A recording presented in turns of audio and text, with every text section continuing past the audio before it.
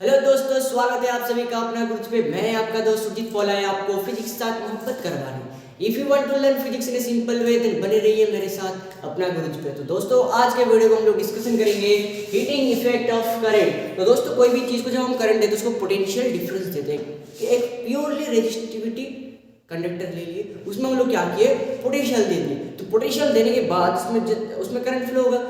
तो अगर some time of interval जब करंट फ्लो हो रहा है तो उसको आप टच करो तो आपको गर्म लगेगा।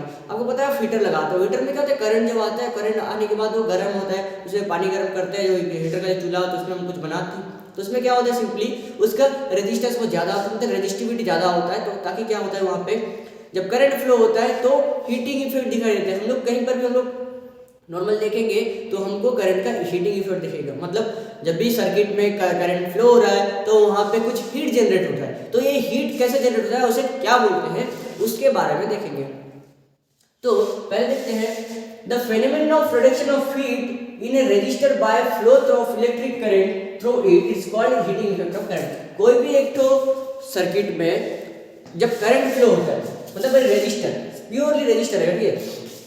एक रजिस्टर में क्या रहेगा, जब उसमें पोटेंशियल डिफरेंस देंगे या उसमें करंट फ्लो होगा तभी उसमें क्या होता है, हीट जनरेट होता है। और उससे हीट जनरेट होने को हम लोग क्या कहते हैं, हीटिंग इफेक्ट ऑफ करंट, और उसे बोला जाता है जूल्स हीटिंग बोला जाता है। कोई भी एक तो सर्किट ले लिए, कोई भी एक तो रजिस्टर ले लिए, रजिस्टर ले लिए, उसमें जब हम करंट दिए, करंट देने के बाद उसमें जो हीट जनरेट होता है, उस हीट जनरेशन को हम क्या बोलते हैं, हीटिंग इफेक्ट ऑफ करंट बोलते हैं, और उसे जूल्स हीटिंग बोलते हैं। तो दोस्तों, ये कैसे होता है, इसके पीछे का मैकेनिज्म क्या है उसको समझते हैं। अभी क्या होता है, एक रजिस्टर है, इसमें रजिस्टर में मैं लगा दिया, पोटेंशियल दे दिया। पोटेंशियल देने के बाद क्या होता है दोस्तों, हम लोग जिस डायरेक्शन में अप्लाइड इलेक्ट्रिक फील्ड है, पोटेंशियल दिया मतलब क्या, उसमें कोई अप्लाइड फील्ड दिए, अप्लाइड फील्ड के अपोजिट डायरेक्शन में क्या होता है, इलेक्ट्रॉन का मोशन होता है कि नहीं। हम लोग ये ड्रिफ्ट वेलोसिटी में पढ़े थे। तो इलेक्ट्रॉन का मोशन होता है। तो कंटिन्यूअस जब यहाँ से पोटेंशियल देते हैं, देने के बाद क्या होता है, जनरली क्या होना चाहिए, जो इलेक्ट्रॉन रहेगा उसका काइनेटिक एनर्जी में इंक्रीज होना चाहिए और उसका स्पीड भी बढ़ना चाहिए। लेकिन ऐसा नहीं होता है। तो इलेक्ट्रॉन क्या नहीं करते, स्पीड इंक्रीज नहीं करते, वो एक तो कांस्टेंट ड्रिफ्ट वेलोसिटी से मोशन करते हैं। लेकिन जब उसमें अंदर से कोलिजन होता है, ठीक है, वो जो ड्रिफ्ट वेलोसिटी क्यों आता है, ड्रिफ्ट वेलोसिटी में हम लोग प्रीवियस वीडियो में डिस्कशन किए थे। ड्रिफ्ट वेलोसिटी में क्या होता है, जो इलेक्ट्रॉन रहते हैं आपस में कोलाइड होते हैं, कोलाइड होने की वजह से, सक्सेसिव कोलिजन की वजह से उसका जो रहता है स्पीड जो इंक्रीज होना रहता है वो डिक्रीज हो जाता है। इसलिए तो कांस्टेंट ड्रिफ्ट वेलोसिटी से मोशन करता है। तो उस जो सक्सेसिव कोलिजन के अंदर उसका जो स्पीड इंक्रीज नहीं कर पाता, तो कोलिजन किसके साथ करता है, वो मेटल आयन के साथ। जो रजिस्टर रहेगा, रजिस्टर का अंदर जो मेटल आयन रहेगा उस मेटल आयन के साथ कोलाइड करेगा, और कोलाइड करके क्या करेगा, फ्रीक्वेंटली कुछ एनर्जी रिलीज करेगा। और एनर्जी कहाँ रिलीज करेगा, वो मेटल आयन के साथ कोलाइड करके कुछ एनर्जी रिलीज करेगा। उस एनर्जी किस फॉर्म में निकलते हैं, हीट के फॉर्म में निकलते हैं। इसीलिए जब एक कंडक्टर और एक तो रजिस्टर में करंट फ्लो होता है तभी क्या होता है, सक्सेसिव कोलिजन ज्यादा होता है, वहां पे एनर्जी ज्यादा रिलीज होता है ड्यू टू कोलिजन की वजह से। और वहां पे ड्रिफ्ट वेलोसिटी की वजह से क्या होता है, वो जो ड्रिफ्ट वेलोसिटी से मोशन करता है और उसका जो एनर्जी जो जनरेट होता है वो एनर्जी क्या होता है, हीट के फॉर्म में निकल जाता है। तो उसी हीट को फॉर्म को हम क्या बोलते हैं, जूल्स हीटिंग बोलते हैं, और हीटिंग इफेक्ट ऑफ करंट। तो सिंपली क्या होता है, पोटेंशियल डिफरेंस देने की वजह से उसका काइनेटिक एनर्जी में इंक्रीज होना रहा था और उसका इसका स्पीड में भी इंक्रीज होना था, लेकिन वो इंक्रीज नहीं हुआ। क्यों, क्योंकि ड्रिफ्ट वेलोसिटी से मोशन करता है, सक्सेसिव कोलिजन की वजह से जो मेटल आयन के साथ वो क्या करता है, कुछ एनर्जी जनरेट करता है। उस एनर्जी किस फॉर्म में निकलता है, वो जूल्स हीटिंग और हीटिंग इफेक्ट ऑफ करंट के हीट की वजह से निकलता है। तो ये है जूल्स, ये है हीटिंग इफेक्ट ऑफ करंट। तो इसका हम लोग एक्सपेरिमेंटली इसका लॉ निकालेंगे, जूल्स लॉ। दोस्तों, मैं यहाँ पे तो सर्किट ले लिया हूँ और सर्किट में मैं 2 पॉइंट ले लिया हूँ, ए और बी पॉइंट ले लिया हूँ, और उसके अंदर मैं लिया एक तो रजिस्टर आर ले लिया। तो इस सर्किट में क्या हो रहा है दोस्तों, मैं इसको एक तो पोटेंशियल डिफरेंस दे रहा हूँ, पोटेंशियल डिफरेंस V दे दिया। तो V पोटेंशियल डिफरेंस देने के बाद यहाँ पे ये पोटेंशियल लाके A से B पॉइंट तक पहुंचेगा, तो उसके बीच में लगा हुआ है रजिस्टर। तो यहाँ पे पोटेंशियल इसका, ये जो potential at the point of A इसका ज़्यादा रहेगा as कंपेयर टू B, क्योंकि यहाँ पे रजिस्टर की वजह से डिक्रीज हो रहा है। तो यहाँ पे पोटेंशियल डिक्रीज हो रहा है कि नहीं तो दोस्तों, तो यहाँ पे टोटल पोटेंशियल A और B पॉइंट के अंदर कितना आएगा, V इक्वल्स टू आ जाएगा यहाँ पे VA माइनस VB तो हमारा जो पोटेंशियल है वो कितना आएगा, VA माइनस VB आएगा, और वो कितना हो जाएगा, ये ग्रेटर देन 0 होगा पोटेंशियल। क्यों? क्योंकि यहाँ पे तो स्टेडी करंट फ्लो कर रहा है और यहाँ पे पोटेंशियल डिफरेंस दिया हुआ है, और A पॉइंट और B पॉइंट के अंदर हम लोग एक तो रेजिस्टर लगाए, इस वजह से यहाँ पे V टोटल पोटेंशियल V कितना आ जाएगा, VA माइनस VB, क्योंकि यहाँ से जो पोटेंशियल दी पोटेंशियल यहाँ पे चेंज हो रहा है कि नहीं, यहाँ हायर पोटेंशियल या लोअर पोटेंशियल चेंज हो रहा है, तो फाइनली V कितना जाएगा, VA माइनस VB आएगा, जो कि क्या होगा, 0 से ज्यादा होगा, 0 नहीं होगा। और यहाँ पे तो दोस्तों क्या होगा, यहाँ पे कुछ चार्ज फ्लो होगा दोस्तों, यहाँ पे A पॉइंट से B पॉइंट तक चार्ज फ्लो होगा कि नहीं, यहाँ पे पोटेंशियल दे दिए तो A पॉइंट से B पॉइंट तक चार्ज फ्लो होगा, तो यहाँ पे जो आएगा चार्ज जो फ्लो होगा Q टाइम में जो चार्ज फ्लो होगा, तो Q कितना आ जाएगा हमारा, Q आ जाएगा IT। यहाँ पे I amount of current flow हो रहा है और जो टाइम इंटरवल को हम लोग T ले लिए, तो यहाँ पे A से B पॉइंट के अंदर जो चार्ज फ्लो होगा वो Q कितना आ जाएगा, IT आ जाएगा, Q इक्वल्स टू IT, क्योंकि I पता है हमको, I कितना है Q/T होता है, उसी हिसाब से Q इक्वल्स टू IT हो गया। तो यहाँ पे इतना चार्ज फ्लो होगा, इतना चार्ज फ्लो होने के बाद दोस्तों हम लोग देखेंगे अगर, तो फाइनली U कितना आ जाएगा, फाइनली हम इसको लिख सकते हैं, हम लोग यहाँ पे लिख सकते हैं U इक्वल्स टू लिख सकते हैं फाइनल टोटल, यहाँ पे पोटेंशियल एनर्जी कितना बच रहा है दोस्तों, तो यहाँ पे लिख सकते हैं final potential energy at B minus final potential energy at A। यहाँ पे जो एनर्जी बच रहा है, पोटेंशियल एनर्जी जो हमारा बच रहा है अमाउंट ऑफ, तो कितना बच रहा है दोस्तों, यहाँ पे फाइनल, यहाँ पे पोटेंशियल जो दी, यहाँ पे पोटेंशियल, यहाँ पे लोअर पॉइंट है, तो यहाँ पे ऐसे बच रहेगी नहीं, तो दोस्तों यहाँ पे कितना बचा टोटल लास्ट में, तो वहां से final potential at B minus final potential at A, तो हम इसको लिख सकते हैं, जो A पॉइंट का पोटेंशियल कितना जाए दोस्तों, QVB आएगा इसका, final potential at B QVB, और फाइनल पोटेंशियल एट A आ जाएगा हमारा QVA आएगा, तो हम लोग इसको लिख सकते हैं माइनस QVA माइनस VB लिख सकते हैं, यह आ जाएगा हमारा फाइनल पोटेंशियल। तो यहाँ पे क्या हो रहा है दोस्तों, यहाँ पे माइनस Q, यहाँ पे VA माइनस जो VB है दोस्तों, यहाँ पे VA माइनस VB कितना V लिख सकते हैं कि नहीं हम लोग, QV क्या हो जाएगा, ये हो जाएगा लेस देन 0, क्योंकि VA माइनस VB तक ग्रेटर देन 0, तो माइनस QV माइनस कितना आएगा, ये लेस देन 0 आएगा यहाँ से। तो क्या होगा दोस्तों, अभी अगर चार्ज मूव करेंगे, चार्ज अगर मूव कर दिए तो the conductor would suffer in collision, kinetic energy would change so that the total energy is unchanged. यहाँ पे क्या होगा दोस्तों, जब यहाँ पे सर्किट में जो चार्ज फ्लो होगा, चार्ज फ्लो से वहाँ पे काइनेटिक एनर्जी इंक्रीज होना चाहिए, लेकिन यहाँ पे क्या हो जाएगा, काइनेटिक एनर्जी इंक्रीज नहीं होगा, क्योंकि वो एक तो ड्री वेलोसिटी से मूव कर रहा है, तो यहाँ पे काइनेटिक एनर्जी अनचेंज रहेगा। तो काइनेटिक एनर्जी कितना आ जाएगा दोस्तों हमारा, यहाँ पे माइनस Q, काइनेटिक एनर्जी अगर चेंज नहीं हुआ तो K आ जाएगा माइनस U आ जाएगा, तो माइनस U मतलब हम लोग लिख सकते हैं माइनस, काइनेटिक एनर्जी अगर चेंज नहीं हो रहा है तो माइनस U के साथ सम सेम होगा कि नहीं, तो K equals to minus U आएगा, और माइनस U कितना है दोस्तों, माइनस QV आया, तो हम लोग लिख सकते हैं माइनस QV, तो यहाँ पे आ जाएगा हमारा K इक्वल्स टू आ जाएगा QV आ जाएगा काइनेटिक एनर्जी।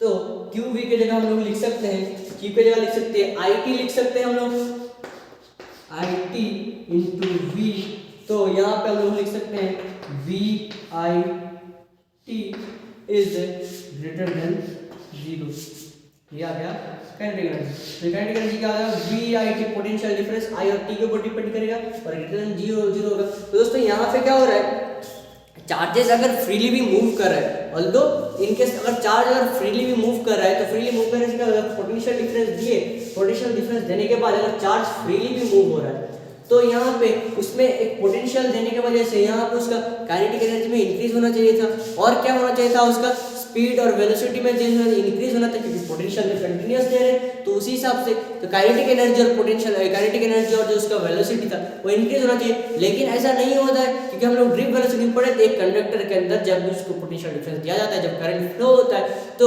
क्या होता है, जो इलेक्ट्रॉन रहता है तो ड्रिफ्ट वेलोसिटी से मोशन करते हैं, क्योंकि उसके अंदर जो कोलिजन होता है, कोलिजन की वजह से उसका जो ड्रिफ्ट वेलोसिटी रहता है वो घट जाता है। यह सब सारे सक्सेसिव कोलिजन की वजह से एक ड्रिफ्ट वेलोसिटी से वो मोशन करता है और उसका काइनेटिक एनर्जी भी चेंज नहीं होता। लेकिन काइनेटिक एनर्जी चेंज नहीं होती, लेकिन उसका जो कोलिजन होता है, कोलिजन की वजह से जिस फ्रैक्शन ऑफ सेकंड में उसका काइनेटिक एनर्जी भी चेंज होता है, फिर से उसका कोलिजन की वजह से डिप्रेस हो जाता है। तो उसी जो बीच में जो सक्सेसिव कोलिजन के अंदर जितना वो मेटल आयन के साथ कोलिजन करके जितना एनर्जी करता है, मेटल आयन के साथ जितना एनर्जी देता है, ठीक है। जो वाइब्रेशन अभी क्या होता है, जो मोशन में आया, पोटेंशियल देने के बाद वो मोशन में आया, मोशन के बाद आने से क्या होता है, उस पर सक्सेसिव कोलिजन होता है और सक्सेसिव कोलिजन की वजह से वाइब्रेशन ज़्यादा होता है। वो क्या करता है, वो एक तो ड्रिफ्ट वेलोसिटी से मोशन कर रहा है, तो उसी बीच का जो सक्सेसिव कोलिजन होता है, कोलिजन के अंदर जो वाइब्रेशन होता है वो किसके साथ टकराता है, मेटल आयन के साथ टकराता है। और मेटल आयन के साथ टकरा के वो क्या करता है, इसके अंदर जो मेटल आयन रहेंगे वो मेटल आयन के साथ टकरा के वो ज़्यादा वाइब्रेशन होता है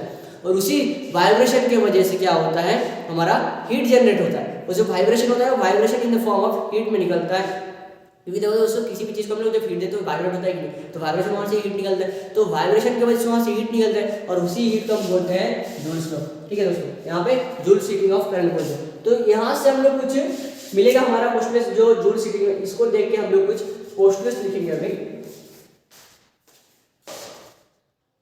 तो दोस्तों अभी जो हम लोग एक एक्सपेरिमेंट लिए थे, एक्सपेरिमेंट से हमको क्या मिला दोस्तों, जब वो जो इलेक्ट्रॉन्स रहते हैं, इलेक्ट्रॉन्स मेटल आयन के साथ कोलिजन होने की वजह से उसमें जो वेगरियसली बहुत वेगरियसली क्या होता है, वो वाइब्रेट होता है और उसी वाइब्रेशन से क्या होता है, कंडक्टर गेट हीटेड अप। जो इलेक्ट्रॉन्स रहते हैं वो मेटल आयन के साथ कोलिजन करके ज़्यादा वाइब्रेसली वाइब्रेट होते हैं और उसी वाइब्रेशन की वजह से क्या होता है, जो कंडक्टर रहता है वो हीट होता है और इसी हीट को हम लोग क्या बोलते हैं, amount of heat dissipated as heat in the conductor. जितना अमाउंट ऑफ एनर्जी हीट के फॉर्म में निकलता है वो T at the time T में वो कितना आता है, H इक्वल्स टू VIT। हम लोग वहाँ पे किए थे, वहाँ पे जो काइनेटिक एनर्जी आती है, जितने भी एनर्जी आती है, काइनेटिक एनर्जी कितना VIT आया था, वो किस फॉर्म में निकलता है, वो हीट के फॉर्म में निकलता है, इसीलिए उसको बोला जाता है, उसको हीट का H देखें, H equals to VIT।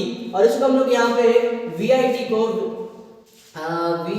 VIT को यहाँ पे चेंज करके हम लोग क्या कर सकते हैं, V equals to I square R, ठीक है, V के जगह हम लोग कर सकते हैं V इक्वल्स टू IR कर सकते हैं। तो V की जगह IR पुट करेंगे तो हम लोग को यहाँ मिल जाएगा I स्क्वायर R के मिलेगा और एक फॉर्म में।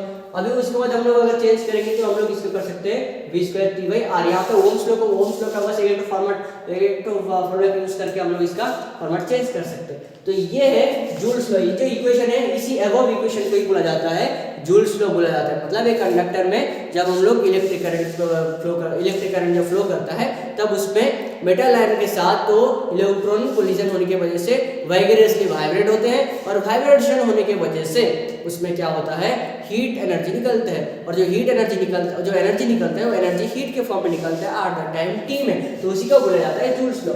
तो इसी इक्वेशन को हम लोग यहाँ पे कुछ कंक्लूजन बोल सकते हैं। हीट प्रोड्यूस, एक कंडक्टर में जब करंट फ्लो कर रहा है, आई अमाउंट ऑफ करंट फ्लो कर रहा है, तब कितना अमाउंट ऑफ हीट प्रोड्यूस होगा और वो किसके ऊपर डिपेंड रहेगा, directly proportional to the square of the current for given R।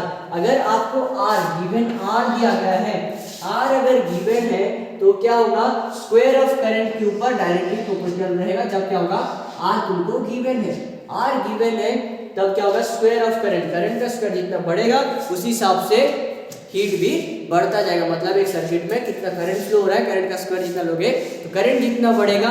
अगर R फिक्स गिवन R दिया हुआ है और करंट बढ़ता जा रहा है तो वहां पे हीट भी ज्यादा जनरेट होगा। और क्या, directly proportional to the resistance for given I।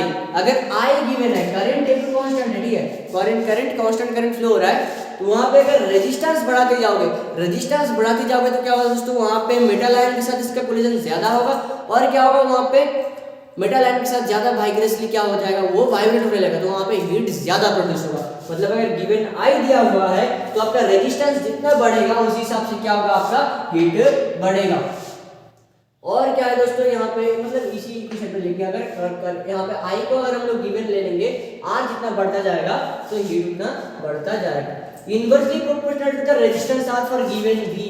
अगर तुमको potential difference, source of potential, अगर पोटेंशियल अगर फिक्स है, गिवन V दिया हुआ है, तो वहां पे क्या होगा, inversely proportional to the resistance. अगर V गिवन है तो R जितना घटेगा हीट उतना बढ़ेगा, R जितना बढ़ेगा हीट उतना घटेगा। अगर V यहाँ पे कांस्टेंट दिया हो, V का एक फिक्स वैल्यू ले लियो, पोटेंशियल डिफरेंस को फिक्स ले लियो, तो वो R के ऊपर इनवर्सली प्रोपोर्शनल रहेगा, वो आपको इस इक्वेशन से पता चलेगा। और एक तो क्या है दोस्तों, यहाँ पर directly proportional to the time t which current flow through the conductor. Time के ऊपर कैसे डिपेंड करेगा दोस्तों, अभी क्या है, आप चाहे कंडक्टर में वी आर कुछ भी ले लो, ठीक है, लेकिन जितना टाइम उसका टाइम अगर ज्यादा हो रहा है, कंडक्टर में ज्यादा टाइम से करंट फ्लो हो रहा है, तो वहाँ पे हीट भी ज्यादा जनरेट हो जाएगा। अभी कम टाइम के लिए टाइम अगर कम लोगे तो वहाँ पे कम हीट जनरेट होगा। तो ये टाइम के ऊपर डिपेंड करता है। जब एक करंट एक कंडक्टर में करंट फ्लो हो रहा है तो वहाँ पे directly proportional to the T. अगर टी बढ़ता गया तो हीट बढ़ेगा, अगर टी घटा तो हीट भी घटेगा। थोड़ा टाइम लोगे तो थोड़ा हीट आएगा, नहीं उसको ज्यादा टाइम लोगे तो ज्यादा हीट होगा। तभी क्या होता है, अभी हीटर वगैरह में क्या करते हैं, अगर ज्यादा टाइम से हम लगा के रखते हैं प्लग में तो ज्यादा गर्म होता जाता है कि नहीं, कम टाइम के लिए करेंगे कम गर्म होगा। तो वही फंडा है। तो ये है दोस्तों हमारे क्या है, जूल्स लॉ। तो हम लोग लास्ट में बोल सकते हैं, जूल्स लॉ बोल सकते हैं, according to Joule's law heat produce resistor. Joule's law का यही बस ये आपको इक्वेशन क्या रखना पड़ेगा। आपको यहाँ पे मिल गया पहले H इक्वल्स टू VIT मिल गया, एक तो H equals to I square RT मिल गया, और एक तो H equals to V square T by R। तो आपको सुटेबल इस हिसाब से जब न्यूमेरिकल सॉल्व करोगे तो कौन कौन सा गिवन है आपको तो उस हिसाब से निकाल सकते। अगर अब तुमको V दिया हुआ है, I दिया हुआ है, T दिया है तो आप वहाँ से इस फॉर्मूला को यूज कर सकते हैं। अगर V नहीं दिया है, R दिया है, T दिया है, I दिया है तो इस फॉर्मूला को यूज कर सकते हैं। अगर तुमको I नहीं दिया है, बस V, T और R दिया है तो इस फॉर्मूला से यूज करते हो। मतलब हमारे पास बहुत सारे ऑप्शन है, किसी फॉर्मूले को उसी के हिसाब से हम लोग यूज कर सकते हैं। तो दोस्तों इसका न्यूमेरिकल प्रैक्टिस करिए। अगर इस टॉपिक में आपका कोई भी डाउट है तो कमेंट सेक्शन में जरूर बताइए, और वीडियो अच्छा लगे तो लाइक शेयर कमेंट सब्सक्राइब जरूर कीजिए दोस्तों। और कौन से टॉपिक में अगर आपको डाउट हो रहा है, कौन से टॉपिक में अगर आपको समझने में दिक्कत हो रहा है तो आप लोग मेरे को कमेंट सेक्शन में बता दें, तो मैं उस टॉपिक का वीडियो बनाने का जरूर कोशिश करूंगा दोस्तों। तो आज के लिए इतना ही दोस्तों, फिर मिलेंगे अगले वीडियो पे। धन्यवाद, मिलते हैं अगले वीडियो पे।